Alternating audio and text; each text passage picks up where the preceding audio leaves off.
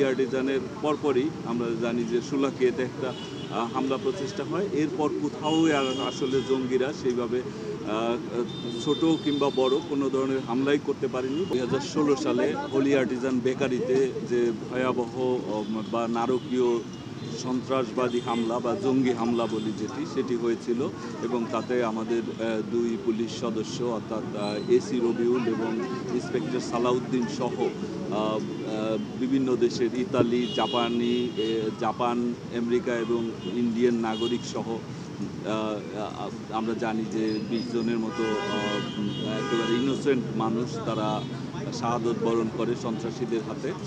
তো এটি আসলে শুধুমাত্র বাংলাদেশ নয়, আন্তর্জাতিক বিশ্বেও এটি খুব আলোচিত ঘটনা হিসাবেই সেইভাবে বিবেচনা করে বিশ্ববাসী এবং তারা মনে করে যে বাংলাদেশ এই জঙ্গি হামলার পরে আর ঘুরে দাঁড়াতে পারবে না, বরং আরও জঙ্গি হামলা দিয়ে একেবারে এটি একটা আফগানিস্তানে পরিণত হবে।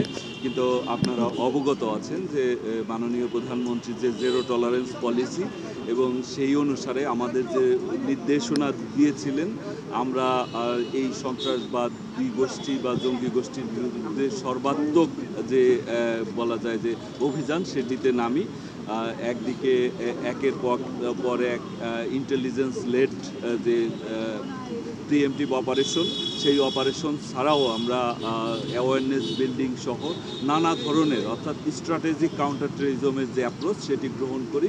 ফলে আপনারা অবগত আছেন যে হোলি আর্টিজানের পরপরই আমরা জানি যে শোলাকিয়াতে একটা হামলা প্রচেষ্টা হয়। এরপর কোথাও আর আসলে জঙ্গিরা সেইভাবে ছোট কিংবা বড় কোনো ধরনের হামলাই করতে পারেনি, বরং আমরাই তারা যেখানে সংগঠিত হওয়ার চেষ্টা করেছে সেখানেই আমরা ইন্টেলিজেন্স সংগ্রহ করে আগেই আমরা অভিযান চালিয়েছি।